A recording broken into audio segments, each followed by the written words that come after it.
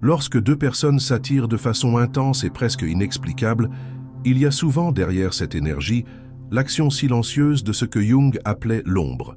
L'ombre n'est pas un concept moral au sens traditionnel. Elle ne représente pas seulement le côté sombre d'un individu, mais tout ce qui a été refoulé, nié ou non reconnu dans sa propre personnalité, qu'il s'agisse d'aspects destructeurs ou de talents et vertus qui n'ont pas été intégrés. Ce territoire caché exerce une force magnétique, et la rencontre avec une autre personne peut servir de miroir révélant ses parties endormies.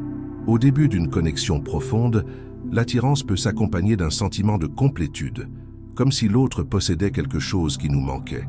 Cela se produit parce que l'ombre, projetée sur l'autre, nous donne l'impression qu'il ou elle détient des qualités que nous ne reconnaissons pas en nous-mêmes. Cela peut être du courage, de la liberté, une intensité émotionnelle, ou même un aspect plus sombre qui inconsciemment nous fascine. C'est comme si la psyché reconnaissait en l'autre un morceau perdu d'elle-même, créant une force d'attraction qui dépasse largement le plan rationnel. Cette dynamique peut être profondément transformatrice, mais aussi exigeante. Lorsque l'ombre se manifeste dans une relation, elle n'apporte pas uniquement de la beauté ou du charme, elle apporte aussi des conflits, des réactions émotionnelles excessives et même de la résistance. Par exemple, une personne peut se sentir inexplicablement irritée ou menacée par une autre, précisément parce que celle-ci réveille des qualités ou comportements que la première a refoulés pendant des années. Ces rencontres agissent comme des déclencheurs d'introspection, mais exigent du courage pour affronter ce qui est révélé. Jung soutenait que l'intégration de l'ombre est essentielle au processus d'individuation, par lequel nous devenons des individus entiers et authentiques. Cela signifie reconnaître et accepter que nous sommes faits de lumière et d'obscurité, de vertu et de failles, et que ces deux polarités ont un rôle légitime dans la construction de notre être. Lorsqu'au sein d'une relation nous parvenons à identifier l'ombre projetée et à la réintégrer, le lien cesse d'être fondé sur l'idéalisation ou le rejet et se construit sur un terrain plus réel et conscient. Cependant, le chemin vers cette intégration n'est pas toujours aisé. L'attirance pour l'ombre peut mener à des dynamiques intenses, parfois destructrices, si la maturité émotionnelle fait défaut pour gérer le contenu inconscient. C'est pourquoi de nombreuses relations marquées par un fort magnétisme comportent aussi un certain degré de turbulence. Elles sont comme des laboratoires émotionnels, où l'on apprend à observer nos réactions les plus profondes et à en prendre la responsabilité, plutôt que de blâmer l'autre. Il existe également l'aspect fascinant de l'ombre lumineuse, des qualités positives que nous avons refoulées par peur, honte ou insécurité. Rencontrer quelqu'un qui incarne naturellement ces qualités peut susciter l'admiration et le désir, mais aussi l'envie ou un sentiment d'infériorité. Cette réaction est une invitation à éveiller ces potentialités en nous, plutôt que de les chercher uniquement chez l'autre. Ainsi, l'ombre dans l'attraction entre deux personnes agit comme une clé ouvrant la porte d'un territoire intérieur inexploré. La reconnaître est un acte d'humilité et de courage, car cela exige d'admettre que nous ne sommes pas toujours celui ou celle que nous croyons être, et que beaucoup de ce que nous percevons chez l'autre n'est en réalité qu'un reflet de nous-mêmes. Quand cette prise de conscience s'installe, la relation cesse d'être uniquement une histoire de fascination et devient un espace de croissance et de transformation mutuelle. En fin de compte, la présence de l'ombre ne doit pas être considérée comme un obstacle à la connexion, mais comme un élément inévitable et nécessaire pour qu'elle devienne profonde et significative. C'est en traversant ces couches cachées que deux personnes peuvent construire un lien plus authentique, où chacune se reconnaît comme un être complexe, capable d'aimer non pas malgré les imperfections, mais aussi à cause d'elles. C'est dans cette rencontre avec l'ombre, la nôtre et celle de l'autre, que la relation transcende la superficialité et se rapproche de ce que Jung décrivait comme la totalité de l'âme. Lorsque deux personnes se rencontrent et ressentent une connexion immédiate et intense, il s'agit souvent d'un phénomène que Jung décrivait comme une projection. Projeter signifie transférer sur l'autre des aspects de nous-mêmes que nous ne reconnaissons pas ou que nous n'avons pas encore pleinement assimilés. Ce transfert peut concerner autant des qualités positives que négatives, et c'est un mécanisme inconscient qui influence profondément notre manière de percevoir et de nous lier à quelqu'un. Au début d'un lien intense, il est fréquent que la projection crée une image idéalisée de l'autre. Cette idéalisation n'est pas nécessairement fausse, mais elle est incomplète. Elle apparaît lorsque nous voyons chez l'autre des caractéristiques qui sont en réalité des potentiels en nous, encore non développés, ou des traits refoulés. C'est pourquoi l'on dit que l'autre agit comme un miroir de l'âme. Il reflète des parties de nous invisibles à notre conscience, nous permettant de les reconnaître indirectement. Le mirroring est puissant car il touche des dimensions profondes de l'inconscient. Lorsque nous avons l'impression que l'autre me comprend comme personne, il est possible que nous reconnaissions en lui l'expression de désir, de valeur et de talent qui dormaient en nous. Toutefois, cette même force peut engendrer de la frustration lorsque la réalité s'impose, révélant que l'image que nous avions construite ne correspond pas entièrement à la personne réelle. Ce choc est connu sous le nom de rupture de la projection, et bien que douloureux, il constitue une étape essentielle dans la maturation de la relation et la connaissance de soi. La projection se manifeste aussi du côté plus difficile de la connexion. Souvent, les attributs que nous rejetons en nous sont perçus avec intensité chez l'autre, provoquant irritation, jugement ou même répulsion. Dans ces cas-là, le miroir de l'âme ne reflète pas des qualités inspirantes, mais des caractéristiques que nous préférerions nier. La psychologie analytique montre que ces moments sont des invitations déguisées à intégrer des aspects exclus de notre image de nous-mêmes. La rencontre avec quelqu'un qui suscite des projections intenses est donc une expérience ambivalente. Elle peut être source de fascination et de croissance, mais aussi de conflits et de désillusions. Le défi est de comprendre que ce que nous voyons chez l'autre en dit autant sur nous que sur lui. Lorsque nous reconnaissons ce mécanisme, nous commençons à retirer nos projections et à voir la personne de manière plus complète, en acceptant ses imperfections et ses limites, tout en accueillant les parties de nous que cette relation a mises en lumière. Jung considérait que la dissolution des projections est une étape cruciale sur le chemin de l'individuation. Tant que nous restons prisonniers des images idéalisées ou diabolisées que nous projetons, nous ne voyons ni l'autre tel qu'il est, ni nous-mêmes dans notre intégralité. En retirant ces couches, nous établissons des relations plus authentiques, où le lien ne dépend pas du maintien d'une illusion, mais de la rencontre véritable entre deux individus conscients de leur complexité. Le miroir de l'âme, en ce sens, ne doit pas être perçu uniquement comme un phénomène romantique ou spirituel, mais comme une fonction psychique essentielle au développement humain. Il nous place face à un reflet qui peut éclairer aussi bien la beauté que les zones d'ombre de notre nature. L'intensité émotionnelle que nous ressentons dans ces rencontres est proportionnelle à la profondeur du matériel inconscient qui remonte à la surface. Apprendre à gérer la projection revient à nettoyer un miroir embué. Peu à peu, l'image devient plus nette, révélant non seulement qui se tient devant nous, mais aussi qui nous sommes. Cette clarté peut transformer la relation, car elle nous libère de la nécessité de chercher chez l'autre ce qui, en réalité, ne peut être trouvé et cultivé qu'en nous-mêmes. Et lorsque deux personnes traversent ensemble ce processus, elles découvrent que la véritable rencontre de l'âme ne se produit pas à la surface des projections, mais au moment où chacune peut dire « Je te vois tel que tu es, et je choisis, malgré tout, d'être ici ». Dans la psychologie analytique, Jung a décrit deux archétypes fondamentaux présents dans l'inconscient de chaque personne, l'anima et l'animus. L'anima représente l'aspect féminin dans la psyché masculine, tandis que l'animus représente l'aspect masculin dans la psyché féminine.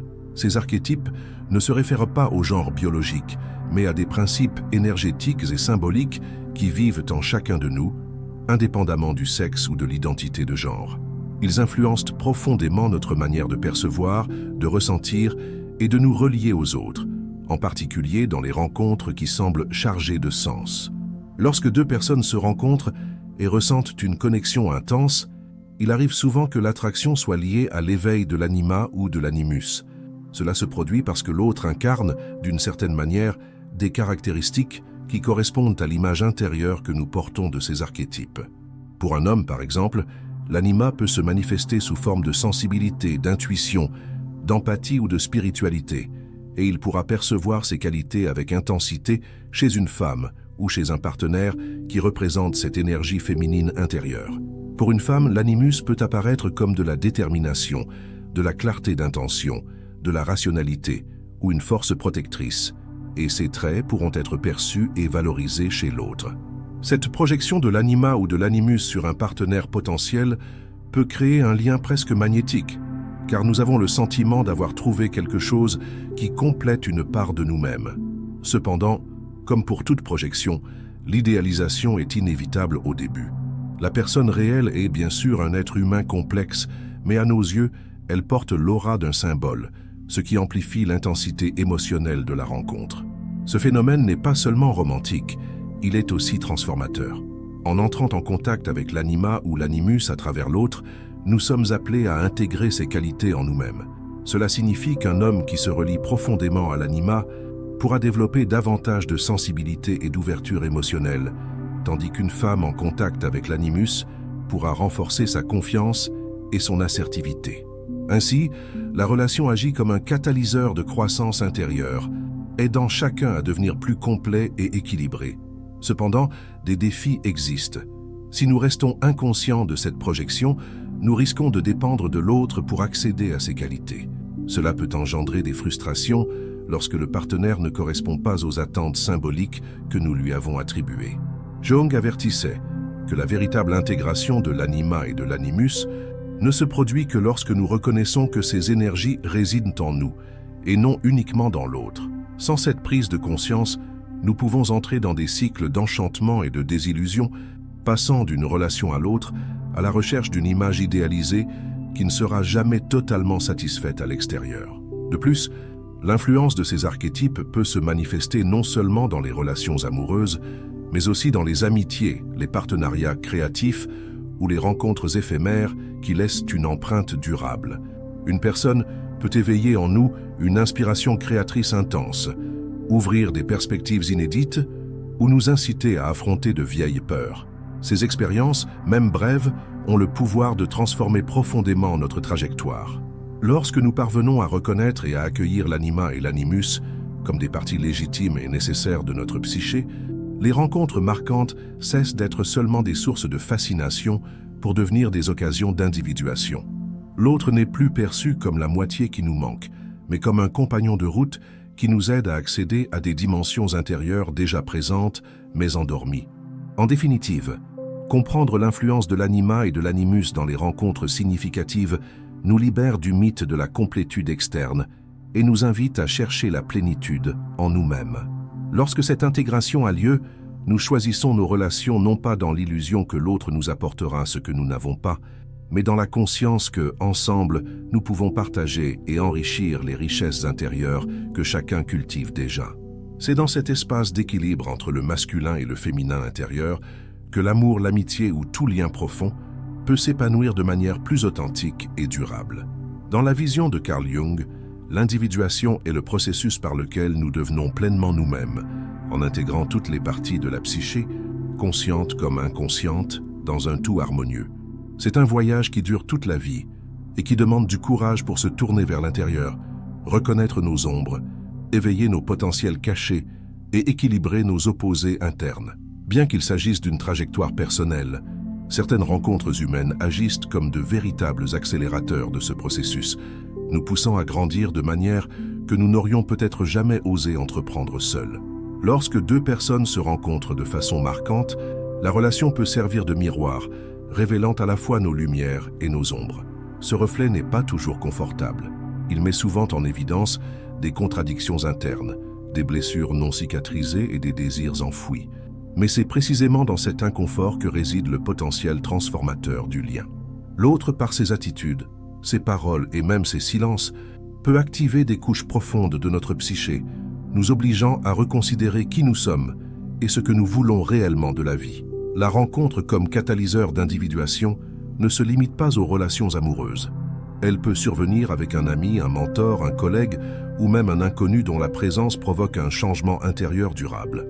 L'essentiel est que cette interaction éveille en nous le besoin d'intégration, c'est-à-dire de rassembler les fragments de notre identité en quelque chose de plus complet et cohérent. Tout au long de ce processus, fascination et conflit coexistent. La fascination naît du sentiment de reconnaissance, comme si l'autre détenait la clé d'une partie de nous restée fermée.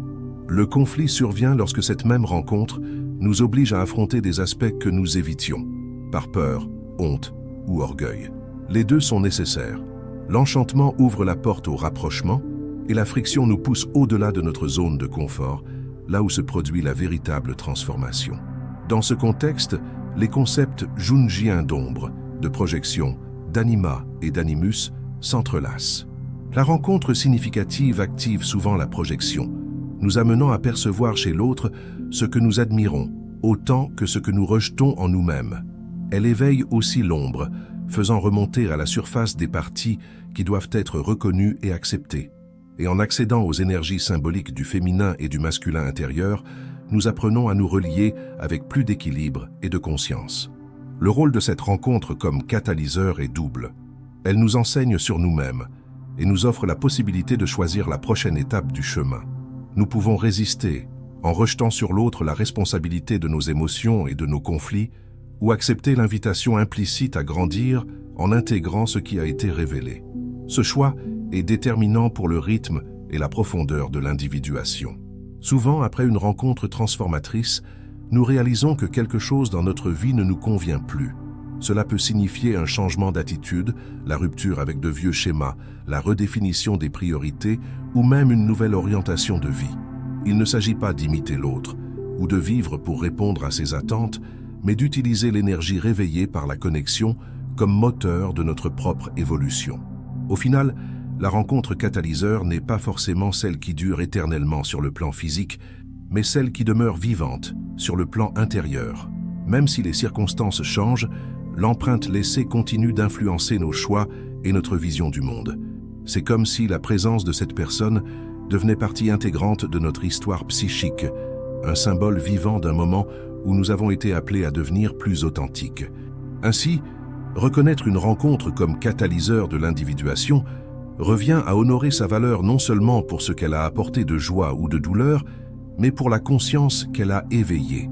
C'est comprendre que le véritable sens de ces liens ne réside pas seulement dans la relation entre deux personnes, mais dans la transformation qu'ils inspirent, conduisant chacun à avancer avec plus de clarté et de plénitude sur son propre chemin. En parcourant le chemin symbolique que nous avons exploré, il devient clair que les rencontres significatives ne se produisent pas par hasard. Elles portent une force qui va bien au-delà de l'attraction ou de l'affinité immédiate. Ce sont des expériences qui parlent le langage de l'inconscient, remplies de signes, de synchronicité, de reflets et de défis qui nous poussent vers la connaissance de soi. Dans la perspective de Jung, chacune de ces connexions est une invitation à plonger plus profondément en nous-mêmes, à confronter ce qui était caché et à intégrer les aspects qui nous complètent. Ces relations fonctionnent comme des miroirs vivants, reflétant autant la beauté que les ombres qui habitent notre psyché. Elles nous rappellent que le véritable sens d'être destiné ne consiste pas à trouver la moitié qui nous manque, mais à reconnaître que nous sommes déjà complets et que l'autre ne fait qu'éveiller et révéler ce qui sommeillait en nous. Lorsque nous parvenons à regarder ces rencontres sous cet angle, nous cessons de chercher des certitudes pour apprécier le processus de transformation qu'elles inspirent. Si ce voyage symbolique a éveillé quelque chose en vous, abonnez-vous à la chaîne pour continuer à explorer les profondeurs de l'âme et du destin. Et, avant de passer à l'étape suivante, regardez la vidéo qui apparaît maintenant sur votre écran. Elle pourrait bien être le portail vers votre prochaine découverte.